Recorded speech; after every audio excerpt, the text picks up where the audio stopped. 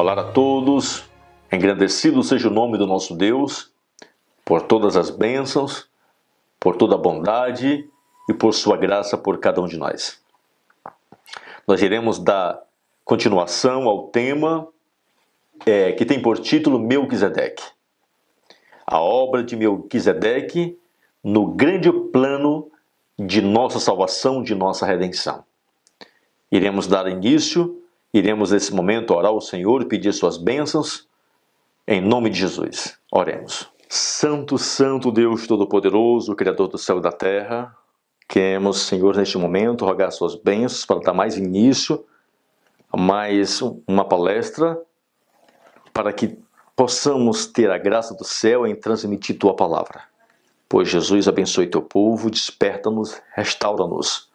Ajude-nos a crermos e despertarmos para vermos a obra do Deus Pai, do Filho e do Espírito Santo em nossas vidas. Amém.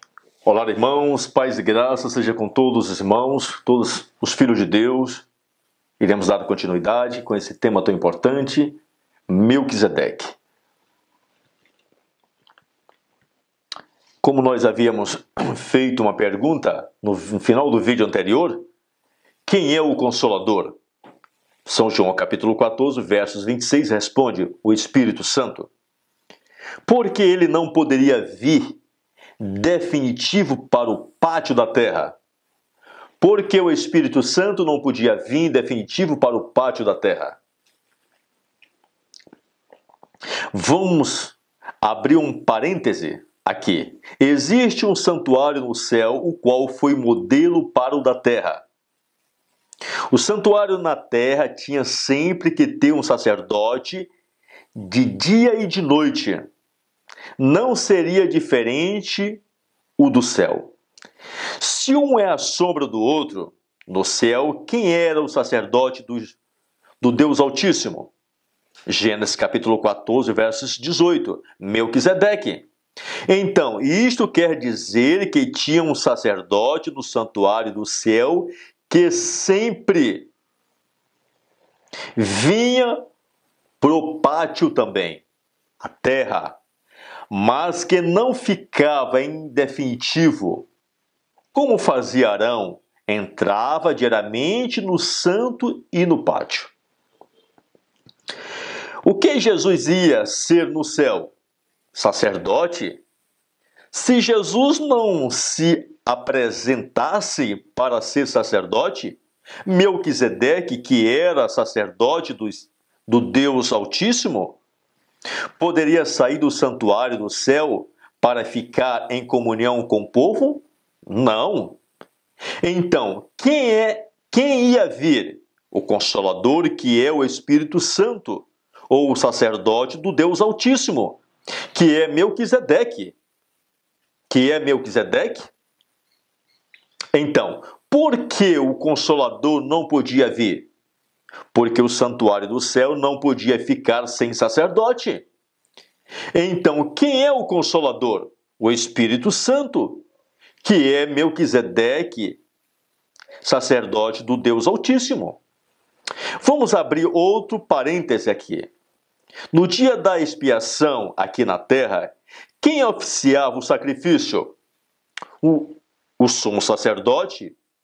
E o que é oficiar? E o que é oficiar? É manusear o sangue do sacrifício. Exemplo, o sumo sacerdote matava o bode, colhia o sangue e levava para dentro do santuário. Nós iremos fazer uma leitura no livro Grande Conflito, o capítulo, o santuário celestial, centro de nossa esperança. Contudo, importantes verdades relativas ao santuário celestial é a grande obra ali levada a efeito pela redenção do homem. Era ensinado pelo santuário terrestre e seu culto. A pergunta: que é o santuário? é claramente respondida nas Escrituras, diz Ellen White.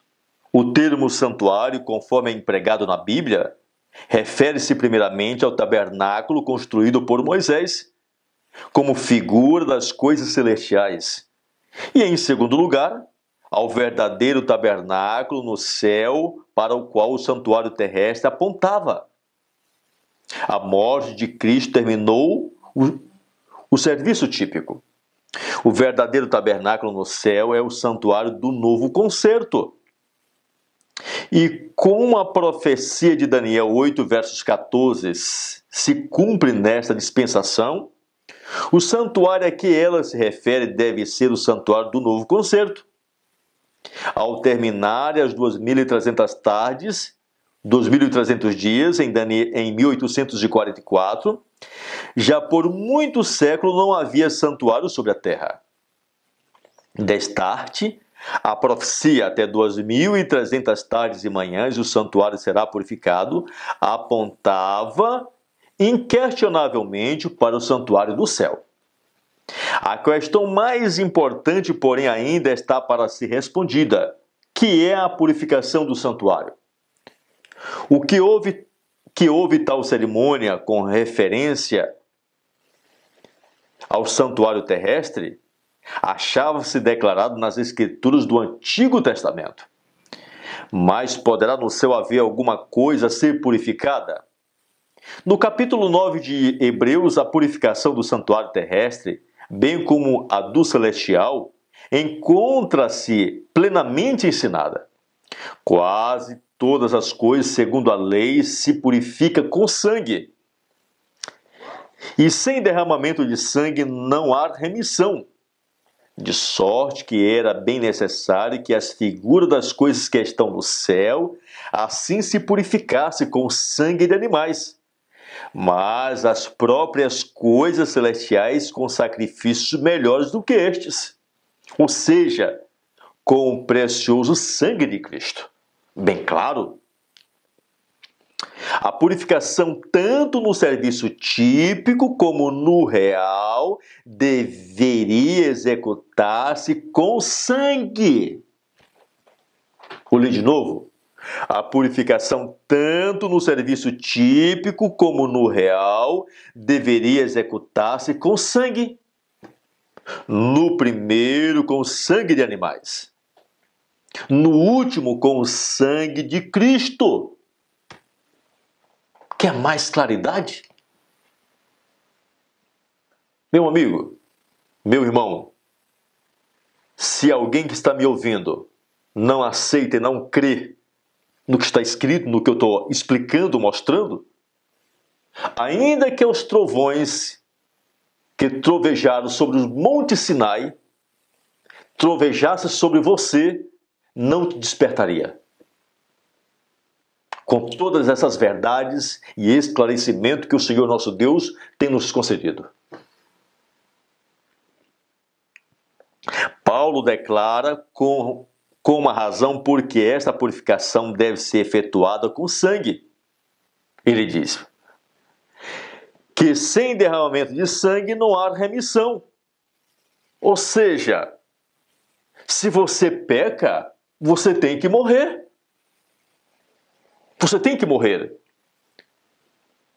Então, para você não morrer, você agora tem que se dirigir ao teu sacerdote. Você tem que dirigir-se a Jesus, que é o teu representante. E Jesus Cristo agora, ele tem que aspergir o sangue da vítima, do transgressor, do substituto sobre a lei quebrantada, a lei transgredida, porque a lei requer a morte do transgressor. E agora, de manhã e à tarde, Jesus Cristo, ele vai fazer expiação por Israel, porque é assim que era feito nos dias do passado. Sem derramamento de sangue, diz o apóstolo, não há remissão de pecado. A vida da carne está no sangue. A lei de Deus, sendo violada, exige a vida do transgressor, o que eu acabei de explicar. O sangue representando a vida que o pecador perdera, pecador cuja culpa a vítima arrastava, era levado pelo sacerdote ao lugar santo e aspergido diante do véu, atrás do qual estava a arca contendo a lei que o pecador transgredira. Por esta cerimônia, o pecado transferia-se mediante o sangue em figura para o santuário. Então a nossa profetisa, ela vem esclarecendo, vem mostrando o que acontecia, o que era realizado no santuário terrestre, para nos levar a entender o que de fato é realizado no santuário celeste. Ela vem explicando aqui o que é o significado da morte daquele animal para mostrar o que representou a morte de Jesus. Ela vem explicando o que era realizado no lugar santo para mostrar, certo, o que foi realizado no lugar santo. Ela vem mostrando aqui o que era realizado no lugar santíssimo, dia 10 do 7º mês, para mostrar, explicar para nós o que vem acontecendo desde 22 de outubro de 1844. Ela vem mostrando aqui a função do sacerdote para mostrar, ilustrando aqui qual era a função do sacerdote nos dias de Cristo. Ou seja, que teria que ter um sacerdote perante a cruz do Calvário, aparando, recebendo, colhendo o sangue de Cristo, o sangue do novo concerto, do santuário celestial, segundo a ordem de Melquisedeque. Ela diz: os pecados de Israel eram assim transferidos para o santuário, e uma obra especial se tornava necessária para a sua remoção. Deus ordenou que fosse feita a expiação para cada um dos compartimentos sagrados. Fará expiação pelo santuário por causa das imundícias dos filhos de Israel e das suas transgressões, segundo todos os seus pecados. E assim fará para a tenda da congregação, que mora com eles no meio das suas imundícias. Devia também ser feita expiação pelo altar, para o purificar e santificar das imundícias dos filhos de Israel. Uma vez por ano, no grande dia da expiação, o sacerdote entrava no lugar santíssimo para a purificação do santuário. A obra ali efetuada completava o ciclo anual do ministério. No dia da expiação, 2 bodes eram trazidos à porta do tabernáculo, e lançava-se sorte sobre eles, uma sorte pelo Senhor e a outra sorte pelo bode emissário. Levítico 16, verso 8. O bode sobre o qual caía a sorte do Senhor devia ser morto como oferta pelo pecado do povo. E devia o sacerdote trazer o sangue do bode para dentro do véu e aspergi-lo sobre o propiciatório, diante do propiciatório. Devia também aspergir o sangue sobre o altar de incenso que estava diante do véu. Ela diz: importantes verdades concernentes à expiação eram ensinadas pelo culto típico. Ela diz: importantes verdades. Tudo aquilo ali eram verdades ensinadas. Para quem? O apóstolo São Paulo diz: para aqueles que viveriam no fim dos tempos. Tudo aquilo que foi realizado, que era realizado no santuário terrestre, era um ensinamento, uma lição, uma cartilha para aqueles que estariam vivendo no fim dos tempos. Para nós, adventistas do 7º dia. Um substituto era aceito em lugar do pecador, mas o pecado não se cancelava pelo sangue da vítima. Provia-se desta maneira um meio pelo qual era transferido para o santuário. Pelo oferecimento do sangue, o pecador reconhecia a autoridade da lei, confessava sua culpa na transgressão e exprimia o desejo de perdão pelo o Redentor vindouro. Mas não ficava ainda inteiramente livre da condenação da lei. No dia da expiação, o sumo sacerdote, havendo tomado uma oferta da congregação, entrava no lugar santíssimo com o sangue desta oferta. O sumo sacerdote não entrava no lugar santíssimo sem o sangue da oferta. Nem o sacerdote entrava no lugar santo sem o sangue da oferta. E o aspergia sobre o propiciatório, diretamente sobre a lei, para satisfazer as suas reivindicações. Então, em caráter de mediador, tomava sobre si os pecados e os retirava do santuário, colocando as mãos sobre a cabeça do bode emissário. Confessava todos esses pecados, transferindo-os assim figuramente de si para o bode. E este o levava então, e era considerado como para sempre separado do povo. Tal era o serviço efetuado como exemplar. Ela diz bem aqui, ó, tal era o serviço efetuado como exemplar e sombra das coisas celestiais. Entendemos, irmãos?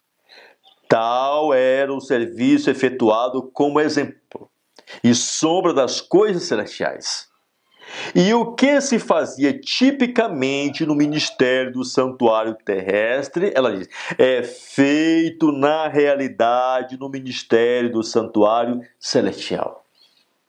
Ela diz bem claro, aquilo que era realizado no santuário terrestre, em realidade, de verdade, em absoluta verdade, ela diz, é feito. Por que ela diz isso? Porque o povo de Deus, saindo do Egito, de Babilônia, no verão de 1844, recebendo agora em 22 de outubro de 1844 a mensagem do terceiro anjo, trazendo a mensagem do santuário, o povo estava com a mente tampada, fechada, nublada, e agora Deus, ela diz bem aqui, ela enfatiza, olha povo, é desse jeito, de verdade, era assim que era feito, e é desse jeito que é realizado. Então, para nós hoje, certo, que mais uma vez estamos saindo de Babilônia, dentro da igreja adventista do sétimo dia, mas estamos saindo de um sistema babilônico, dentro da nossa igreja, de um sistema de apostasia babilônico, um sistema miserável que tem nos trancado a mente, fechado os olhos, nos tornado incrédulos, cegos, miserável, desgraçado, pobre, cego e nu. Então agora Deus enfatiza através da sua profetisa, olha, desperta o adventista. Em realidade, de verdade, é o que eu estou mostrando, é o que está escrito na palavra de Deus. Ela diz mais, o ministério do sacerdote, durante o ano todo, no primeiro compartimento do santuário, para dentro do véu, que formava a porta e separava o lugar santo do pátio externo, representa o ministério em que entrou Cristo ao ascender ao céu. Era a obra do, ela diz, olha só, era a obra do sacerdote no ministério diário, a fim de apresentar perante Deus o sangue da oferta. Então o sacerdote teria que apresentar perante Deus o sangue da oferta. Certo? O sangue da oferta. E Jesus Cristo, no santuário celestial, ao entrar, certo, no santuário celestial, um sacerdote teria que ter colhido o seu sangue para levá-lo para dentro do santuário celestial, pelo pecado, bem como o incenso que ascendia com as orações de Israel. Ela diz assim, assim pleiteava Cristo com o seu sangue perante o Pai. Isso aqui não é simbólico, é literal. É literal. Ela diz mais, durante 18 séculos, este ministério continuou no primeiro compartimento do santuário.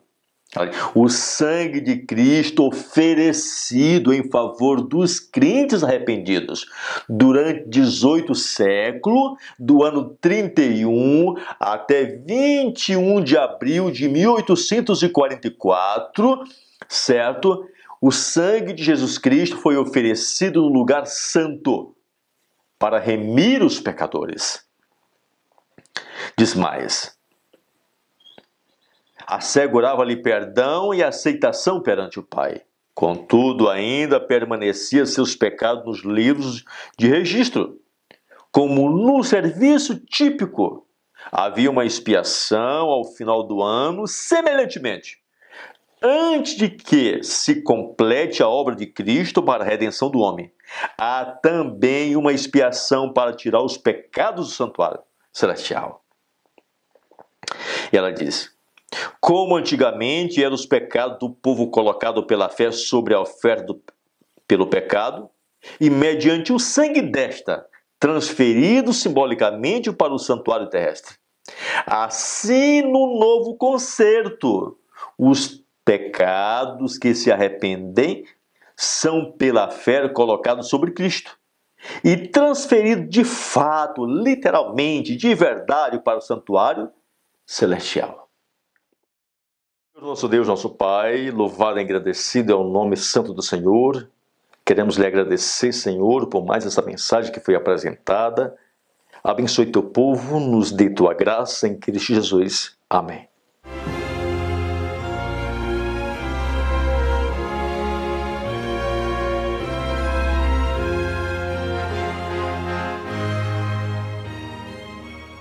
Eu convido a todos que se inscrevam no canal Despertai 1844.